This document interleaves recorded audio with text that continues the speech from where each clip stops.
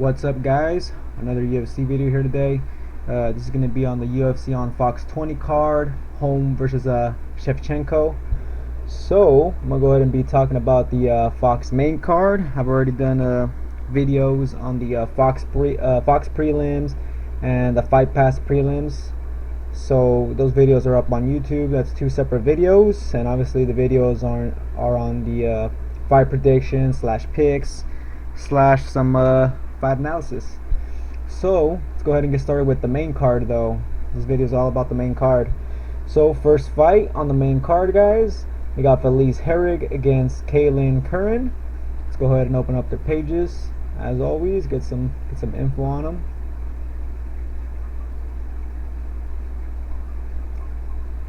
So here's Felice's page. 31 years old. Summary is well-rounded. Sets a fast pace and some good stamina. 10-6 record. 65-inch reach. So as you can see, she's coming off a loss to Paige VanZant.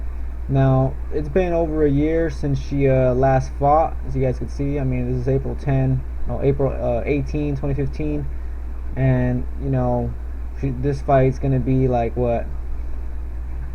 It's gonna be on July 23. So yeah, it's been a while since she last fought, pretty much over a year. Sure, she's gonna have some little bit of a ring rust, but anyway, she got really pretty much dominated in that fight against Paige VanZant. Got taken down and just got, you know, battered. Before that, she went against Lisa Ellis, who's a low-level fighter. Here's her page. 15-9 record. As you can see, I mean, wow. Really, guys, what else do we really need to see here? Do you guys see all that? First round submission, second round submission. That was her actually winning, and then round 3 knockout to heel. Pretty much she got finished in all her UFC fights. Yeah, like I said, really low-level fighter. She was also a little bit older than her. But anyways, Felice pretty much beat a really low-level fighter here. Her background for Felice is, as you guys can see right here, she has some kickboxing and multi-titles. Also has a blue belt in BJJ. She does have some submissions in her record, as you guys can see there. Not much knockouts at all in her record. Really, you know, depends on pretty much volume from her striking. But in her fights, she has not shown a shit ton of volume. Against Lisa Ellis, she won in the second round by submission, and she only landed 8 significant strikes. Against VanZant, I mean, she was getting taken down a lot, but 28 significant strikes, so not a lot of volume from her. Let's go ahead and look at Kailin's page here. So her summary: kickboxing, 25 years old, so she's younger than Felice. Same reach. Actually, let's go ahead, the leg reach. Actually, she has 1 inch more on leg reach, so that's going to help a little bit with the kicks. So you can see her UFC career has not been not too good. First fight in the UFC against Paige VanZant, she gets finished in third round. She actually landed more takedowns in that fight, but it looks like VanZant just, you know, pretty much out cardioed her, and obviously landed way more strikes. Against Alex Chambers, she was really pretty much, guys, dominating this fight. She was destroying Chambers on the feet, pretty much dominating her in every position until, you know, Chambers was able to just get this armbar submission late. I think it was late in the third round, or either way, it was in the third round. You know, it was like out of nowhere. You know, she got caught with that submission, so she really should have won this fight. And then against Emily Peters-Kagan, against Emily Peters-Kagan here, she got a second round submission. Opening up Kagan's page. I'm not sure if she's still in the UFC. 3-3 record, 35 years old, also an older fighter. As you can see, both these girls fight lower level competition and beat them. Now they're fighting against each other. This is a very close matchup right here. I think it's very even on the odds. No rank and titles held, but as you guys can see right there, it says kickboxing. Continue with amateur kickboxing fights, and she wrestled from 7th to 12th grade, so she does have a good little wrestling background, I guess. Her striking, I mean, obviously her summary is kickboxing. She does have some decent striking with her kickboxing style. Throws way more volume than than Felice. As you guys can see right there, total attempted strikes 288, and she's landed 130 of them. Most of them are all standing. Felice right here, most of her strikes landed in the clinch, and look at that. She only attempted 61 strikes and only 36 landed. And for the grappling, of course, even Curran comes out on top. Now, Curran's been also more active than Felice. Felice only has 2 fights in the UFC. Kailin has 3. But let's go ahead and give you guys my pick here. So, guys, I'm gonna go ahead and lean towards Curran here, guys. I think her kickboxing, her volume will win her this fight. I think she's just gonna be outpointing herrig here, just pretty much throwing more volume. I mean, in the takedowns, she also lands a lot of fucking takedowns. Look at that, 3.39 takedown average, 80% takedown accuracy. So whatever she wants to take down, more than likely she will get it. Against Felice Herrig, takedown defense not super good. I know she's been, sharpening up her skills with Carla Esparza, a more highly ranked strawweight fighter, used to be the strawweight champion. Carla's a good wrestler, so I know she's been getting some training with her. But I mean, this is a fight though. Even though she's been getting some training with the wrestling with her, she's gonna fight someone way different. Curran here, and yeah, I think Curran here will beat her up on the feet and will also take the fight down to the ground if needed and just beat her up on the ground also. Overall, I mean, just based on the stats alone, you could easily see Curran getting the advantage in pretty much every stat here.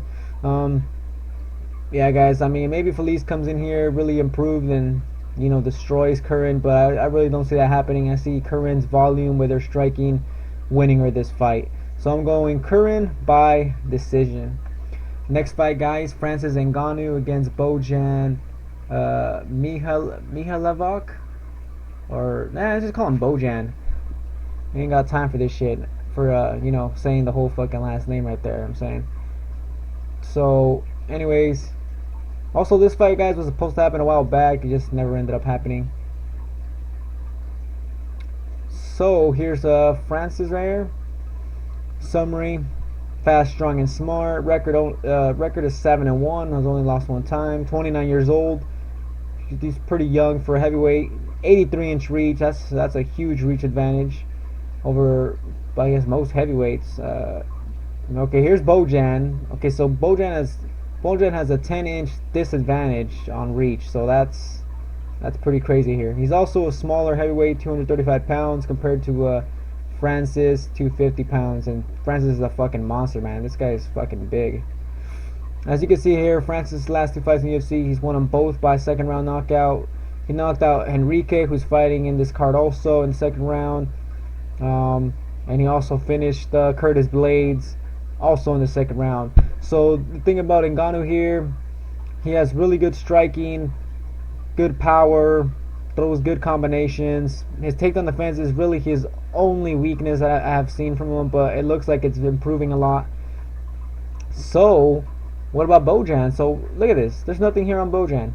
So I mean, there's not much to tell you guys there on Bojan based on that page, but from what I've seen, I'm not really giving this guy much of a chance at all, guys. This guy's a low little fighter.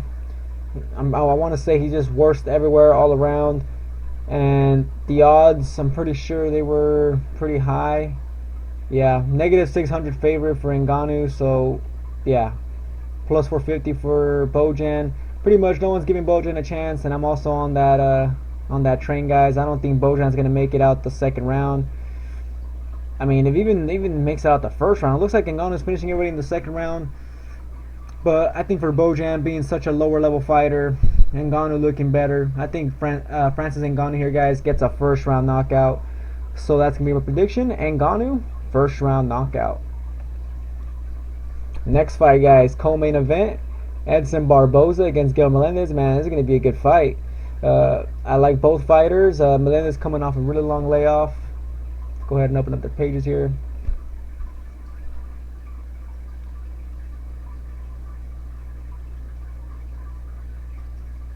Alright, here's this page. So as you guys can see right here is Barboza's page right here. Record 17-4. His summary is explosion and aggression. I should also add high level multi striking in that summary. Anyway, he's 30 years old, 75-inch reach. His last win is coming from Anthony Pettis, who's a former champion. A lot of people were really kind of doubting Barboza here. They thought Pettis, oh, now he's gonna fight a striker. Now Pettis is gonna be able to, use his striking and beat Barboza. But it looks like Barboza was a lot better in that fight, and yeah, I picked Barboza in that fight, so that was sweet. Before that, he lost to Tony Ferguson, who's a highly ranked lightweight. And before that, he beat Paul Felder, another good striker. But as you can see, he's been going win, loss, win, loss. And let's go ahead and move on to Melendez. So Melendez here, summary is ground and pound, cardio, transitions, 22 and 5 record, reach 73-inch, 34 years old. As you can see, he's on a 2-fight losing streak right now. He lost to pretty much the best guys in the division. Pettis, former champion. Alvarez, he's now the current champion.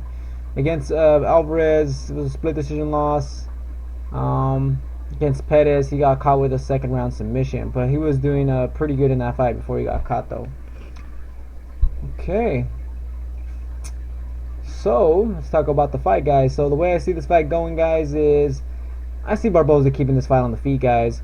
Melendez has some good takedowns, but at the same time, you guys can see here in the UFC, his takedown game really not too existent. I mean, against Benson Henderson, he landed actually one takedown. Against Sanchez, one takedown.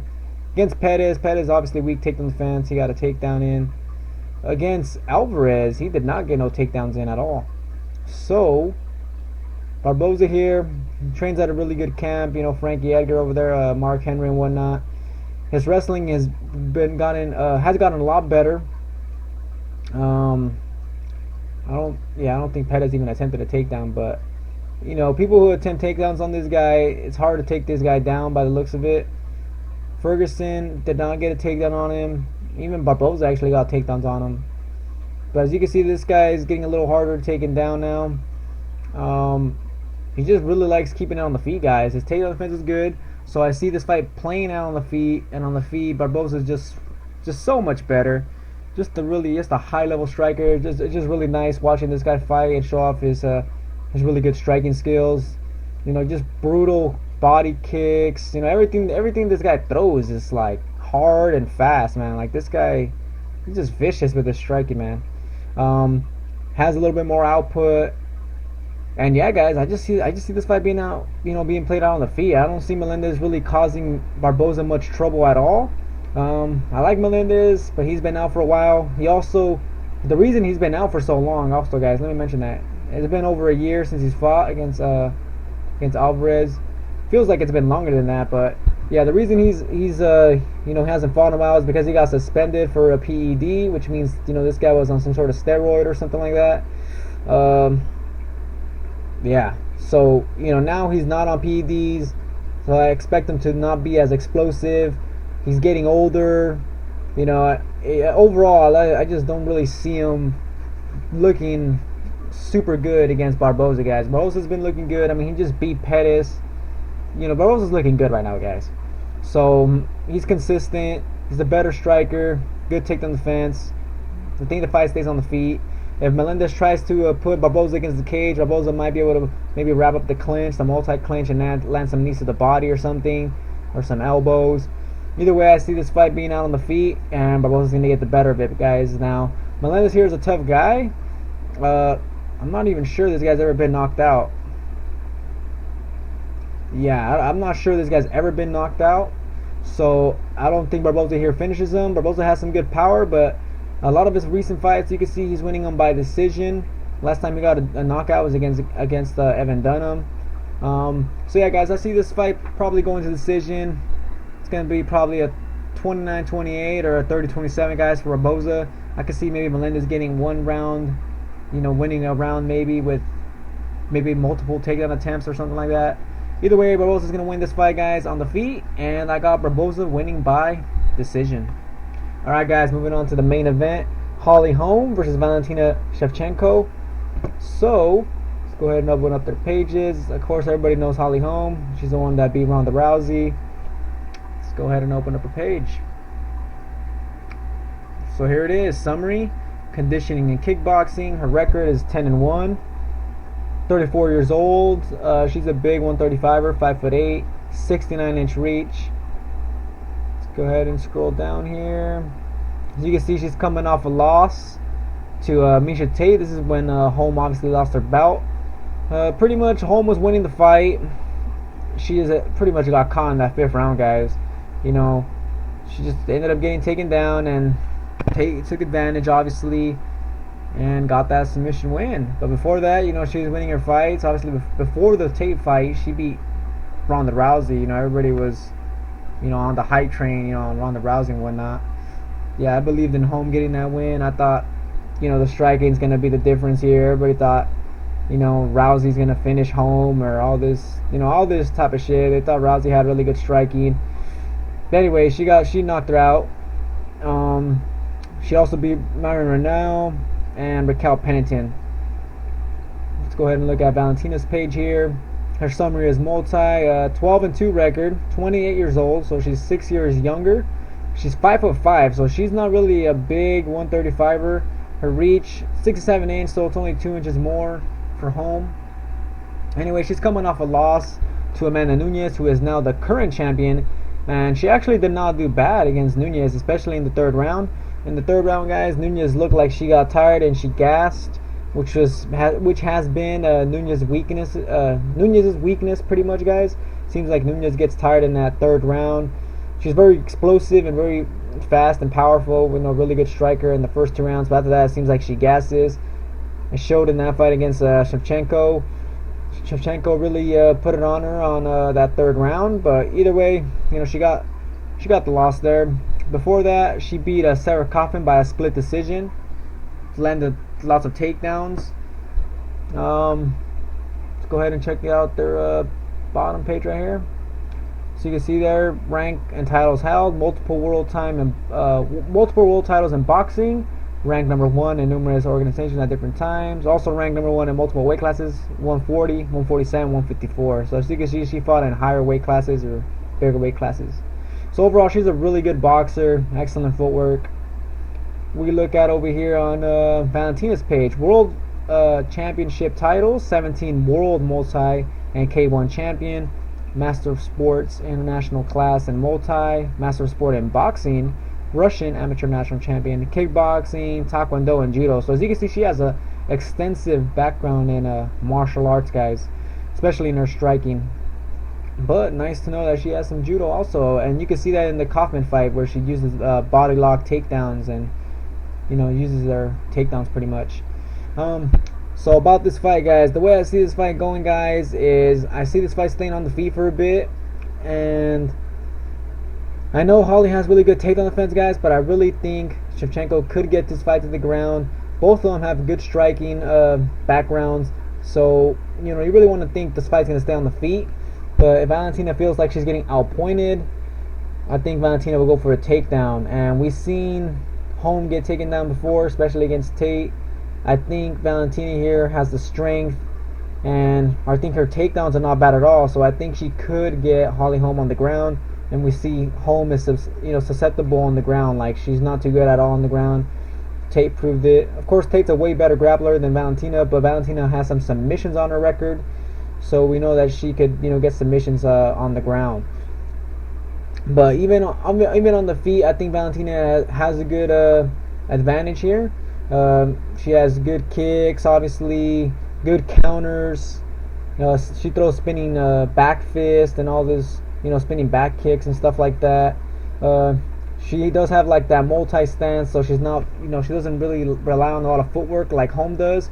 But I don't think HOLM's going to come in aggressive at all in this fight, guys. I think HOLM's going to come in like how she always does. You know, just use her footwork, you know, use her distance. Just pretty much fight a smart fight. And I think Valentina's going to take it to her. And, yeah. I just really see Valentina winning this fight, guys. So I'm going to go ahead and take Valentina here, guys. And, yeah, I'm picking her as my underdog. And I think she's going to get a win here by more than likely a decision, guys. Unless maybe she finishes HOLM on the ground with submission or something, which is possible. They got 5 rounds to work. But I think Valentina here will get it done, guys.